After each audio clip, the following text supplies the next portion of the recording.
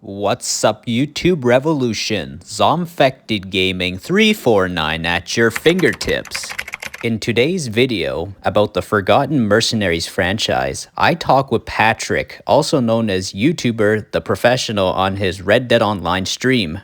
Alright, so Professional, are you gonna play Mercenaries 1 cosplay soon and talk about how EA could have made a awesome franchise out of it competing with GTA? Yes, Mercenaries, I will do. I actually did a playthrough of Mercenaries 1 2 years ago. Go on my channel, there's actually a series on it, Mercenaries 1. And I'll do another playthrough of it. And I wanted to make a lore video on it in North Korea, because Mercenaries takes place in North Korea, and the map is actually kind of accurate to North Korea in that game. So it's, Mercenaries has the most accurate depiction of North Korea that I've seen in a video game. Also, another question. Will you cosplay Matthias Nilsson and use your Sniper Elite 5 cosplay outfit, since it kind of looks similar to what Matthias wore in Mercenaries 1? Yes, I will. I actually have Nilsson's shirt, and he has... Nilsson wears a black...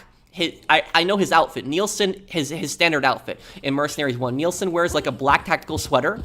He wears a black tactical sweater. He wears like wolf teeth on his necklace. And then he has shooting glasses. That's what he has on.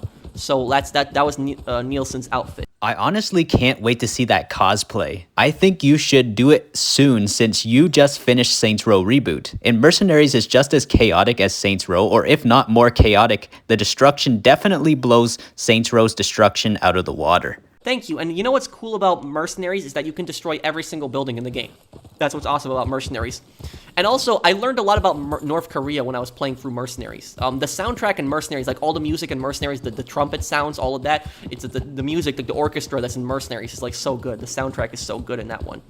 Oh yeah, there was this one really tall tower in North Korea's capital, Pyongyang, that was never really finished being constructed, and I know it was meant to impress the world. Yes, it was called Song Tower in the game, but it was a real-life hotel. So North Korea built like this huge, massive hotel. It's like one of the tallest buildings in their country, and they tried to build this hotel to try to supposedly impress the rest of the world with North Korea's architecture, and they like never finised it. And so like the building has like several unfinished floors, and it's barely used. And I think huge parts of the building don't even have electricity.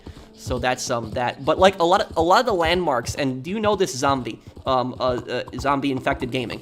Do you know that a lot of the locations in Mercenaries are real locations in North Korea? Do you know that? Like a lot of the landmarks, the towns, all of those are real locations. And if you actually, I'll do a video like comparing the locations in Mercenaries to the locations in North Korea in real life for Google Images, and you'll be surprised on how accurate the map is in a lot of the places. So the developers, when they were designing like the landscape of North Korea in that game, they did a really good job researching what the country looked like.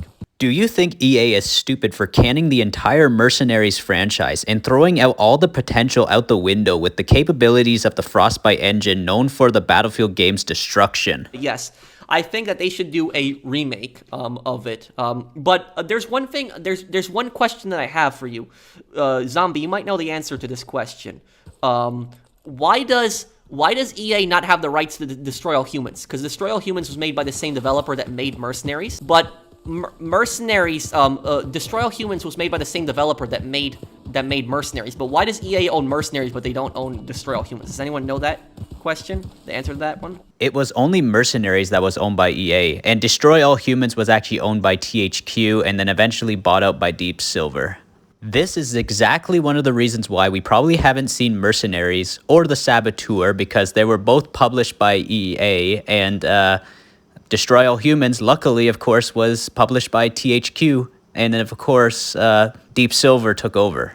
But it honestly annoys me why nothing is happening with Mercenaries, and I never let it go when EA stopped this wonderful franchise when I was a kid, and one of the reasons I first hated EA as a scumbag publisher, but Mercenaries 2 was my first and last Mercenaries since I never played Mercenaries 1. Mercenaries 1 was my favorite one. I just like the North Korea setting, but it's so crazy that you brought that up, Zombie, Gaming, because I was planning on doing Mercenaries anyways. Did you like find my old videos or something about it? Because I'm planning on doing it eventually again. Yeah, I actually watched you play Mercenaries 1, and I've watched the entire game's campaign many times on YouTube as a kid, and loved the story, so I didn't mind hearing you play the game and listening to you talk about the North Korean history. You watched my entire playthrough. Oh, okay. Well, when I do a playthrough of Mercenaries again, when I do a playthrough of it, I'm going to talk about, like, North Korea, and I'm gonna talk about like comparing it to the game and like the history and stuff like that. And people are gonna find my playthrough very interesting. But Mercenaries 1 is the best war game that I've ever played. For people wondering what it is, Mercenaries is an open world game that takes place in North Korea, so it's the entire country of North Korea to explore, and you like work for different factions in the game, and and the goal of the game is to capture the North Korean dictator. He's the main antagonist.